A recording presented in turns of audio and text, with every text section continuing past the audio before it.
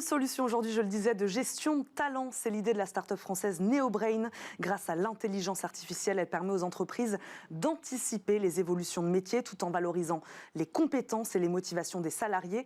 Dans un monde, on le sait, où les compétences justement évoluent à vitesse grand V, on identifie les compétences, on les recense et on propose aux salariés les évolutions de carrière adéquates. On en parle donc avec le fondateur de la plateforme NeoBrain, Paul Courteau. Il est notre invité. Bonjour. Bonjour. Merci beaucoup d'être avec nous aujourd'hui dans Smart Tech.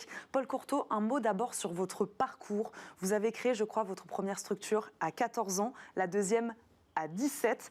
Vous êtes un entrepreneur dans l'âme, où le sujet de l'accompagnement des compétences vous a toujours parlé. D'abord avec l'éducation, d'ailleurs, je crois, maintenant avec le monde de l'entreprise. Voilà, qu'est-ce qui vous a poussé si jeune à entreprendre ? Alors ça, c'est une bonne question, parce qu'il faut de l'énergie pour entreprendre. En fait, à l'époque, je me rendais compte, quand j'ai créé ma première activité, que les métiers changeaient de plus en plus vite. Et le constat et la manière dont on souhaitait adresser les choses à l'époque, c'était d'aider les jeunes à trouver le métier, les études qui leur correspondent. Et à l'époque, donc en 2017, j'ai eu la chance de revendre ma première structure au magazine L'Étudiant. Et donc ça m'a permis de fonder NeoBrain en janvier 2018. Et à l'époque, je me rendais compte qu'on avait d'un côté des compétences qui devenaient obsolètes et de l'autre côté, des talents qu'on ne trouve plus sur le marché. Et donc c'est comme ça que je me suis dit, finalement, on peut utiliser toute cette technologie au service de la rencontre, de l'offre et la demande dans ces organisations. Mais Paul Courteau, on en a beaucoup parlé évidemment avec la crise sanitaire. On a parlé de reconversion professionnelle, d'évolution de carrière, de donner du sens à son travail aussi. Qu'est-ce qui déjà en 2018, là donc, vous a poussé à vous intéresser à cette question des compétences ? C'est ce que vous le disiez, on constatait déjà à l'époque qu'elles évoluaient de plus en plus vite. Oui. Et là peut-être encore plus depuis la crise. Oui, effectivement.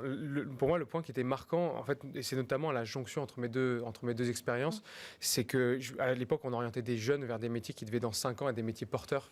Et je me rendais compte que c'était un exercice très très complexe parce que on a une responsabilité très forte. Identifier quels sont les métiers qui vont être porteurs, ceux qui vont disparaître. Et c'est là où je me suis rendu compte qu'en fait, dans la durée, ce qui est le plus important, au-delà du libellé, du métier, de l'étiquette, ce qui compte, ce sont les compétences qu'on développe qui, selon différentes étiquettes, en fonction des entreprises, des contextes, pour être repackagées et à la fin redonner une autre mission. Donc c'est vraiment derrière c'est là que cette notion de compétence pour moi a commencé à se développer. Et comment cette notion, justement, ce concept de compétence, il a évolué au sein des organisations ces dernières années ? Est-ce que les entreprises, elles ont pris la mesure de cette accélération ? C'est ce que je disais aussi. En fait, nous, on s'est rendu compte que la crise sanitaire a été un accélérateur très fort parce que toutes les transformations qui étaient déjà initiées, en fait, sont fait que s'accélérer. Donc il n'y avait pas eu un monde d'avant, un monde d'après, il y a juste eu un monde qui s'est accéléré davantage. Et on avait en même temps, c'était vraiment ce constat, des compétences obsolètes, des compétences qu'on ne trouve pas. Et donc jusqu'à présent, les entreprises coupaient d'un côté, licenciaient et recrutaient de l'autre. Et là, finalement, soumis à une rude pression interne, voire même un gel des recrutements, elles ont été forcées à capitaliser sur leur vivier, sur leur force vive, pour répondre à leurs enjeux futurs. Donc l'enjeu aujourd'hui pour les entreprises de cette solution dont on va rentrer dans le détail, évidemment, on va expliquer à ceux qui nous regardent comment ça marche, mais l'enjeu aujourd'hui pour les entreprises, c'est donc de fidéliser ses collaborateurs, c'est ça, c'est tout l'enjeu de votre solution aujourd'hui, de peut-être aussi faire émerger des talents également ? C'est ça. En fait, un des enjeux dont on s'est aperçu, c'est qu'il y a une grande frustration des salariés, de manière générale, notamment dans les grandes organisations, parce qu'ils tiennent finalement son choix de carrière. Est-ce que je vais changer de poste? Est-ce que je vais évoluer? Ça s'appuie sur un ensemble de critères. Il y a une étude allemande qui a indiqué qu'il y avait à peu près une quarantaine de facteurs qui faisaient partie de mon process de décision pour changer de voie. Et ça, finalement, dans les grands groupes, c'est très compliqué pour le salarié, très compliqué pour le DRH et pour le salarié de faire cette rencontre. Donc finalement, notre rôle, c'est d'être capable d'individualiser la relation entre l'entreprise et chaque salarié en tenant compte de ses caractéristiques grâce à l'intelligence artificielle. Donc, à vous, une solution comme l'intelligence artificielle qui permet à une collecte des données aussi beaucoup plus simple, on va en parler. Comment les services RH ils géraient justement cette question de la compétence, ce recensement des compétences des salariés? Ils faisaient comment avant? Alors souvent, ça se faisait, mais pas dans le même temps. Ça se fait souvent lors des entretiens annuels. Voilà, on a des grilles de compétences, on a un premier référentiel. qui va sur chaque métier représenter 10, 15 compétences qui sont coévaluées. En moyenne, le salarié va aller changer tous les 4 ans, 5 ans de poste, ce qui était, et encore dans certaines entreprises, c'est parfois 10 ans. Et ça, c'est un temps qui est beaucoup trop long par rapport à ce qu'on vit en ce moment. Finalement, les salariés ont envie, déjà au bout d'un an et demi, 2 ans, ils disent c'est bon, j'ai fait le tour, j'ai envie de changer. Donc ça suppose d'autres questions derrière, mais sur notre sujet d'aujourd'hui, finalement, donc, ces processus d'évaluation et de détection des compétences étaient très limités. Parce qu'ils étaient déjà faits dans un temps annuel, et deuxièmement, parce qu'ils ne reflétaient que les compétences actuelles du poste, du salarié, et encore un poste générique. Et on sait que ces référentiels sont souvent très vite vieillissants. On a vu que statistiquement, chez nos clients, ils représentent que 60% des compétences que le salarié mobilise réellement au quotidien. Oui, parce que c'est aussi un travail de référentiel, de collecte qui est colossal aussi. Oui. C'est colossal pour une organisation, pour une grande organisation en plus. C'est pour ça. Et en fait, on est passé d'une organisation qui était très centralisée, où vous avez besoin d'avoir des référentiels très normés, très structurés pour faire des comparaisons, prendre des décisions qui, après, faisaient avec une approche top-down, indiquaient des parcours types. Et aujourd'hui, on voit que les entreprises qui réussissent sont celles qui arrivent à s'adapter plus vite aux contraintes du marché. La crise sanitaire a été un exemple assez marquant, mais il y a d'autres crises qui sont arrivées de ce type. Et finalement, on s'est rendu compte qu'être capable d'inventorier toutes les compétences et appétences des équipes, et ça c'est le composant aussi clé, ça permet derrière de pouvoir simuler différentes stratégies de l'entreprise en se disant, si demain par exemple, quand on se dit on a un enjeu rapide de décarbonation, quel impact sur nos métiers, sur nos compétences Ça permet de savoir finalement quels salariés ont déjà une appétence sur ces sujets. Est-ce qu'ils ont les qualités et les compétences techniques même pour aller dans ce sens? C'est intéressant pour le salarié et donc pour la stratégie d'entreprise aussi. Une question peut-être toute bête, mais chaque métier sous-entend combien de compétences à peu près? Je ne sais pas si on peut la poser comme ça. Oui, alors ça dépend à quelle maille on va rentrer. Nous, ce qu'on voit, c'est que le bon niveau pour décrire un métier, généralement, c'est d'avoir entre 10 et 15 compétences clés, qui sont le cœur du métier. On voit que ces compétences, dans l'année et demie qui vient de passer, elles ont augmenté de 10% en moyenne. Et ça, on le sait parce qu'on analyse tous les jours des millions d'offres d'emploi dans une cinquantaine de pays différents, ce qui nous permet de détecter régulièrement quelles sont les compétences qui émergent, celles qui disparaissent, et en moyenne, combien on demande de compétences sur un même poste.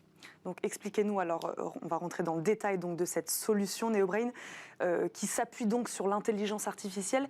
Que permet l'intelligence artificielle aujourd'hui justement pour cette gestion de compétences? Qu'est-ce qu'elle vous a apporté, vous?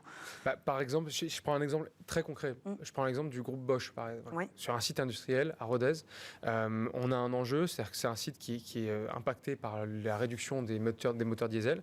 Et donc ils ont un enjeu de repositionner leurs salariés sur d'autres métiers, sur d'autres missions, en diversifiant un site industriel. Donc un enjeu majeur avec un impact sur l'emploi très fort. L'enjeu étant de préserver ces emplois. Donc comment l'intelligence artificielle va jouer un rôle?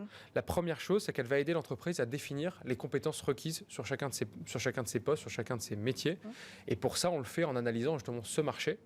On les aide avec un benchmark à définir les compétences requises. De l'autre côté, moi je suis salarié du groupe Bosch, je vais pouvoir accéder à ma plateforme, on va me guider pour décrire mes expériences, je peux pouvoir, si j'ai un profil LinkedIn, synchroniser mon profil ou importer un CV. Et là, l'IA va m'aider à traduire mon parcours, professionnel ou extra-professionnel, en 10 à 15 compétences clés que j'ai mobilisées. Je m'auto-évalue, niveau de maîtrise, niveau de motivation, et on va m'aider à me suggérer des parcours de carrière, des postes, des projets vers lesquels je peux tendre. L'auto-évaluation, ça marche? Alors ça, c'est un très bon point. On se rend compte que, alors statistiquement, souvent, les meilleurs se sous-évaluent et les moins bons vont surévaluer. Ça, c'est un biais assez classique. C'est pour ça que nous, on suggère d'introduire d'autres méthodes d'évaluation en complément. Ça peut être l'évaluation du manager, des tests standardisés. Si je veux évaluer mon niveau d'anglais, c'est rien que je l'autodéclare. Il y a des outils très structurés pour ça. Et éventuellement, sur certaines compétences comportementales, ou l'auto-évaluation, si je dois évaluer ma capacité de leadership, il n'y a rien de plus biaisé, forcément, c'est une auto-évaluation. Donc c'est là où on peut intégrer du feedback de ses pairs pour objectiver mon niveau. Une question aussi, Paul Courteau, comment cette IA, cette solution-là, elle permet aussi de personnaliser les parcours.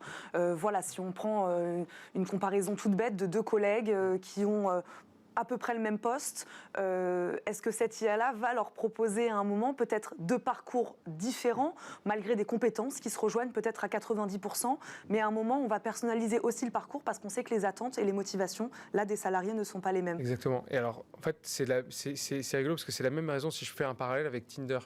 Deux personnes vont dire mais voilà. Une comparaison que nos téléspectateurs vont bien comprendre. Voilà, si je fais comparaison avec Tinder, deux personnes vont peut-être décrire leur conjointe idéal de la même manière, mais en fait, ils ne vont pas du tout choisir les mêmes, ils vont pas matcher avec les mêmes personnes. Et c'est tout ce centre au milieu de de caractéristiques qui sont très spécifiques à chaque individu, qui vont faire différer le choix d'un parcours professionnel ou d'un autre. Un exemple concret d'application de l'IA là-dessus, et toujours avec en parallèle avec Tinder, on va me proposer, notre plateforme va vous proposer plusieurs postes. Et vous allez devoir indiquer, vous allez swiper à droite ou à gauche, comme sur Tinder. Et le système va apprendre sur la base de vos caractéristiques, en comprenant où est-ce que vous voulez travailler, dans quel environnement de travail, dans quel type de métier, avec quel type de compétences, etc. Grâce à ça, on sait qu'aujourd'hui, avec 4 feedbacks, on arrive à prédire avec 80% votre chance de choisir le prochain poste. Et ça, c'est un exemple. Il y a eu, en fait, dans les 2 ans qui viennent de passer, une évolution technologique majeure qui s'appelait l'active learning, qui sont des nouvelles méthodes d'apprentissage, un peu comme Montessori de l'IA, qui permet d'accélérer et, de grosso modo, de diviser par 10 le temps d'apprentissage. Qu'avant, il fallait 40 feedbacks pour que ça marche. On va dire qu'on ne fait pas ça, sinon ça ne marche pas, on perd tout le monde. Là, aujourd'hui, avec seulement 4 feedbacks, on peut prédire votre prochain poste. Justement, prédire, anticiper, c'était ma prochaine question. Est-ce que c'est possible d'anticiper, on parle d'évolution rapide des compétences, des métiers de demain, voilà, d'un métier qui n'existe peut-être pas encore. Est-ce que cette solution-là permet aussi d'anticiper les compétences de demain, d'anticiper les métiers de demain? On est sur de la collecte de données, en effet, dont on a besoin, ça évolue vite. On est capable d'anticiper également? On peut anticiper, alors pas à très long terme. Moi, je crois que le côté quels sont les métiers dans 10 ans, très compliqué. Et là, il y a des futurologues qui font ce métier. Nous, notre place finalement, et le rôle de l'IA, notamment par rapport aux données disponibles, c'est d'anticiper les compétences qui émergent et qui disparaissent sur le marché de l'emploi via les offres d'emploi. Nous, c'est en tout cas la donnée la plus large et la plus représentative qu'on ait pu trouver aujourd'hui sur le marché. Ça nous permet par exemple d'identifier qu'au Brésil, il y a certaines compétences qui émergent dans l'agriculture 7 mois avant d'arriver en France. Ça donne 7 précieux mois aux entreprises agricoles françaises pour anticiper les évolutions qui vont les impacter demain. Quelles sont les organisations aujourd'hui qui font appel à vous, à votre solution? Des plutôt grandes structures que petites? Oui, c'est des entreprises qui vont avoir genre plus de 1000 salariés, ça va de 1000 à 200 000 salariés. Des entreprises comme le groupe Safran, Bosch, mais aussi des entreprises plus petites, Amicio, voilà. Donc des organisations vraiment de taille très différentes. Dernière question, vous venez de lever 20 millions d'euros.